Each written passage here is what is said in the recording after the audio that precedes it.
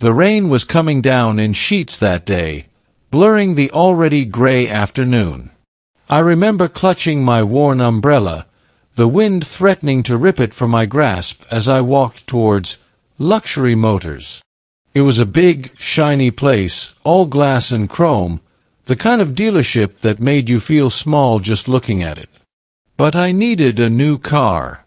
My old reliable Ford, God bless its soul, finally gave up the ghost last week. I pushed open the heavy glass door, the automatic whoosh feeling like a judgment in itself. Inside, it was bright, almost blinding, and smelled of new leather and ambition. Young, slick-haired salesmen in crisp suits milled about, laughing a little too loudly. I stood there for a moment, letting my eyes adjust, feeling a bit out of place with my old tweed jacket and slightly damp trousers. A few of the salesmen glanced my way, their smiles faltering slightly as they took me in.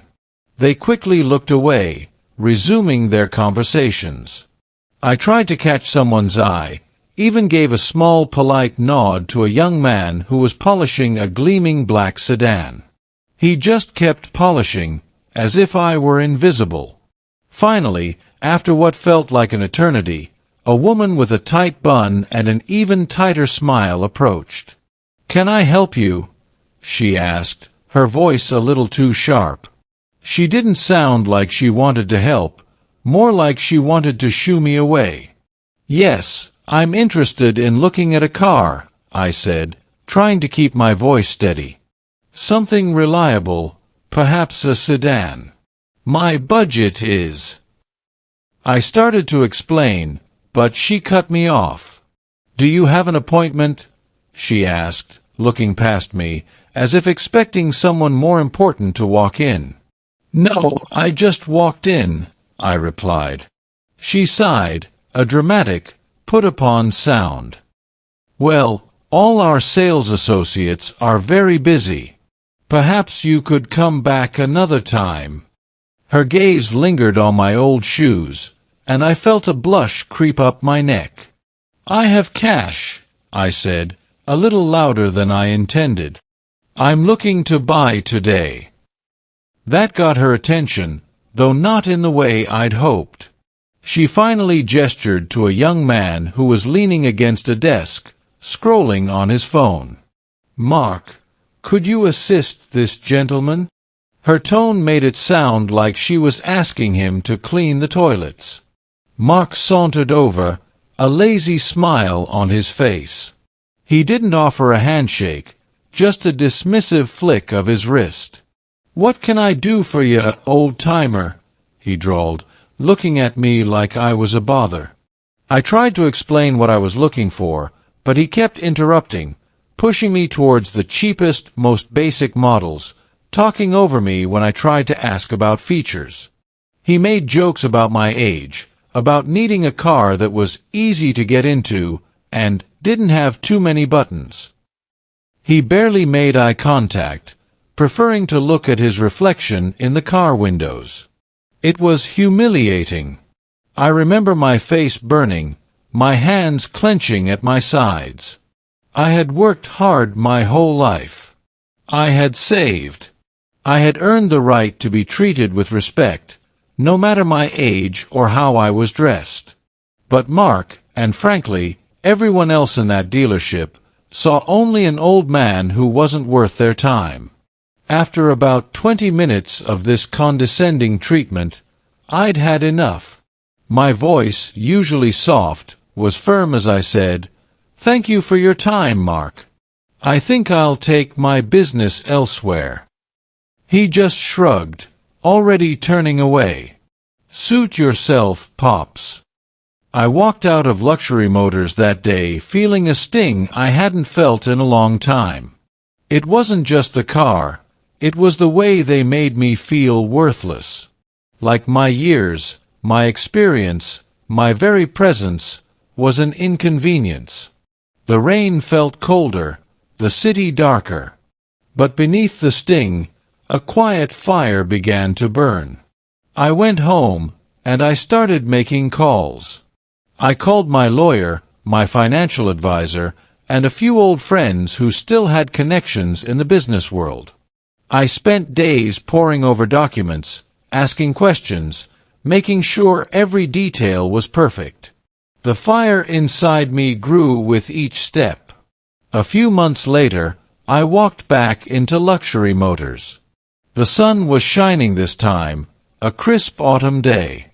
I wasn't wearing my old tweed jacket.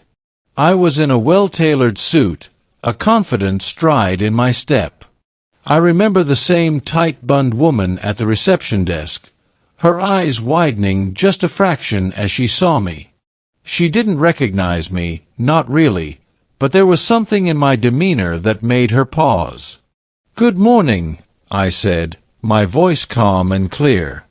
"I believe Mr. Henderson is expecting me."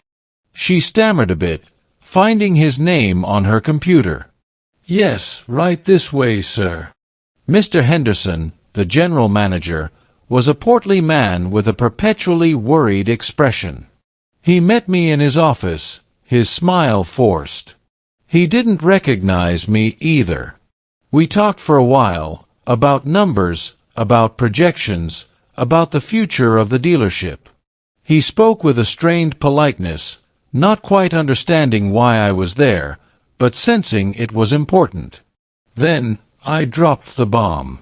"So, Mr. Henderson," I said, leaning forward slightly, "now that the paperwork is finalized, I believe congratulations are in order." "To me." His eyes narrowed in confusion. "I'm not sure I follow, sir." "I've acquired Luxury Motors," I said, a small, knowing smile playing on my lips. "As of this morning, I am the new owner." The color drained from his face. He actually staggered back in his chair. "What? That's impossible." "Not impossible at all," I replied. "Just rather expensive. But some things, Mr. Henderson, are worth every penny." I stood up, adjusting my tie. "Now, if you'll excuse me, I have a few changes to make. Starting with the staff." I walked out of his office, the general manager still sputtering, and headed straight to the main showroom. All the familiar faces were there, the tight-bunned woman, the slick-haired salesman, and there, leaning against a shiny new car, scrolling on his phone, was Mark. I clapped my hands together, a sharp sound that cut through the dealership chatter. Everyone looked at me, confusion, then recognition, flickering across their faces. The tight-bunned woman gasped. Mark's lazy smile vanished. "Good morning, everyone," I said, my voice carrying across the showroom. "My name is Arthur Peterson, and as of today, I am your new boss. I own Luxury Motors." A murmur went through the crowd. Some faces went white, others openly stared. "I was here a few months ago," I continued, my gaze sweeping over them, finally resting on Mark. "I came here as a customer, looking to buy a car. I was ignored, dismissed, and treated with utter disrespect by several of you." My eyes locked with Mark's. He looked like he wanted the floor to swallow him whole. "I believe a business thrives on how it treats its customers, no matter who they are or how they're dressed," I stated, my voice firm. "And sadly, this establishment has fallen short. Terribly short." I paused, letting my words sink in. "Effective immediately, Mark," I said, my voice clear and unwavering, "you are terminated. And so are several others whose conduct that day, and I suspect many other days, has been frankly unacceptable." I saw the shock, the fear, the dawning realization on their faces. It wasn't about revenge, not entirely. It was about principle. It was about proving that kindness and respect, even in business, still mattered. It was about showing that an old man, dismissed and ignored, could still stand tall. The showroom was silent, save for the hum of the air conditioning.